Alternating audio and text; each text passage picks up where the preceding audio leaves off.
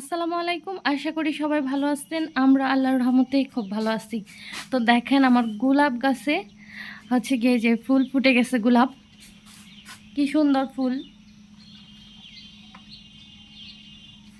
দুইটা ফুল ফুটছে। আজব এক কাহিনী হচ্ছে গিয়ে এই ফুলের কলিটা সবার আগেই ফাটছে, কিন্তু ওইটাই মানে হচ্ছে এখনও ফুটে নাই।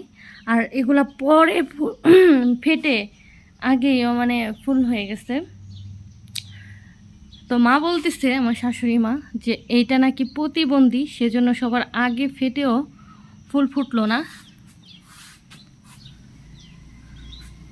তো আপনাদের কার কি মত একটু বলবেন, সত্যি কি ওই কলিটা প্রতিবন্ধী? এই যে কাঁচা টাছা দিয়ে নেমে পড়ছি, আজকে অনেক কাজ। তো এখন বাজে সকাল 7টা।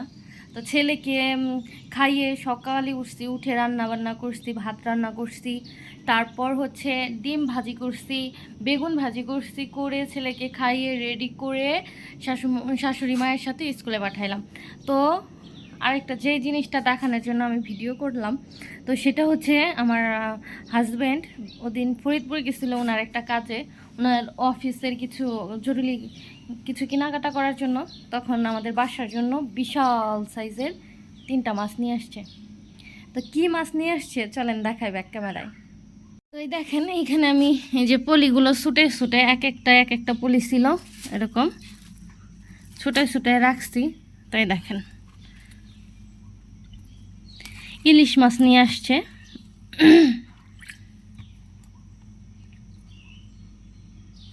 এই একটা এখানে রাখি, এই একটা,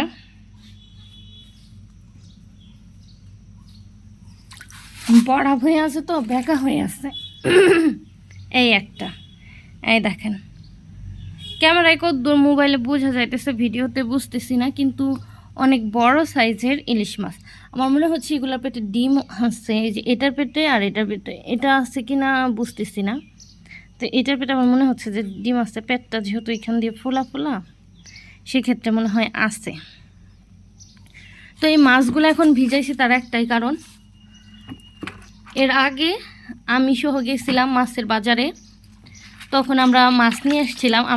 আমি বিশেষ করে আমি বুঝতে পারি নাই হচ্ছে এক একটা মাছ, মানে একটা মাছ ছিল 1 কেজি, সমান সমান 1 কেজি।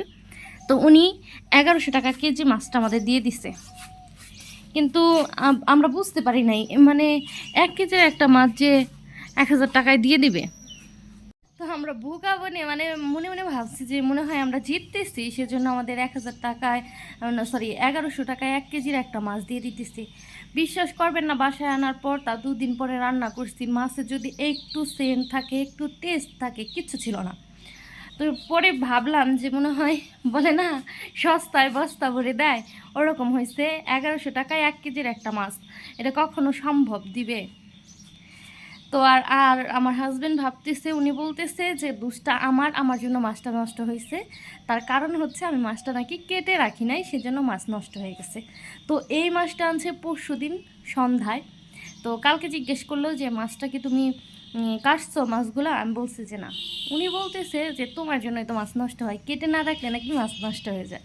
কিন্তু ওনাকে আমি বোঝাবো কীভাবে যে ইলিশ মাছ কেটে রাখলে ওইটার সেন্টটা চলে যায়, আর আস্ত থাকলে সেন্টটা ভালো থাকে। তো উনি বলতেছে যে কাটি নাই বলেই মাছটা ওদিনকে নষ্ট হয়ে গেছিলো।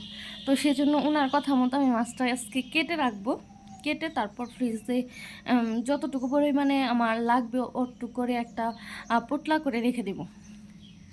তো এই মাছগুলো কাটবো, কাটার পর আবার রান্না করতে যাব।